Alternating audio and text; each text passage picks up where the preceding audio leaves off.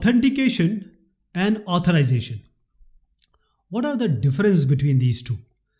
Authentication is when someone comes to you and he says that I am Mr. X, then the process of verifying whether he is Mr. X who is claiming to be, this is called the authentication.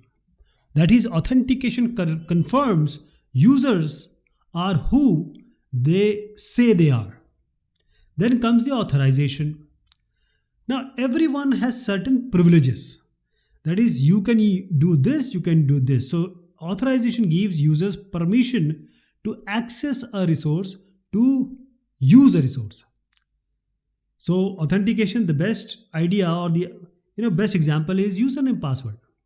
But authorization, there are certain admin privileged people, there are maintenance, there are end user, there are normal users. So they have different authorization. Authentication can be using the password or email. Authentication confirms your identity to grant access to the system. That is, the process of confirming the identity of an individual, a system, a process, a computer, a computing device is called the authentication. Okay. Authorization is, it determines whether you are authorized to access the resources. For example, your maid, your house help. Now she cannot touch your wallet. She cannot go inside certain rooms, or maybe does not, is not allowed to open the, say, almirah. So authorization is not there. Authentication, it is the process of validating user credentials to gain user access or to gain access to the system. That is, the name, the address, and some biometric content. The biometric, say, physiological or behavioral ways, you can authenticate certain one. Authorization is the process of verifying whether the authorization or the privilege is allowed or not. You can access it or not. That is, there are, say, main entrance. Two people are allowed here, but one person can go into the other two gates, the other cannot, so he is not authorized. Authentication, it determines whether user is what he claims to be.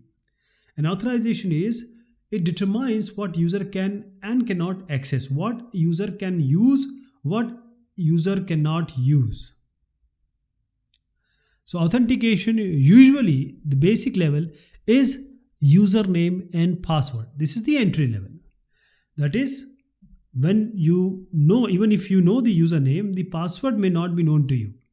For example, if you are working on Gmail or YouTube or any website, like the banking or like Swiggy or Zomato, etc., especially the banking, etc., you need to be authenticated.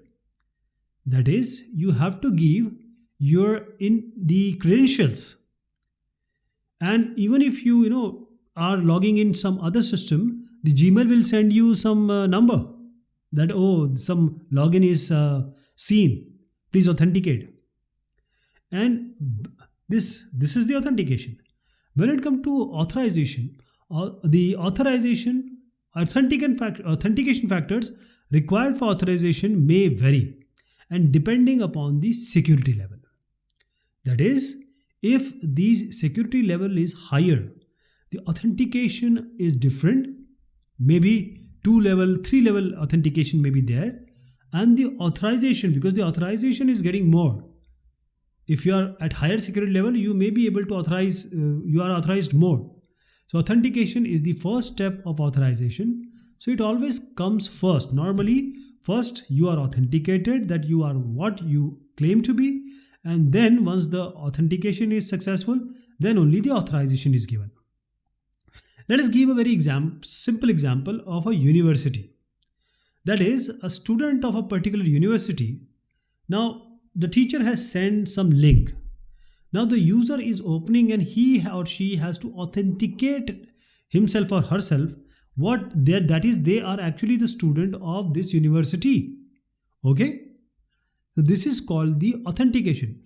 But if some some teacher wants to enter, some other person want to enter, the authentication may be different.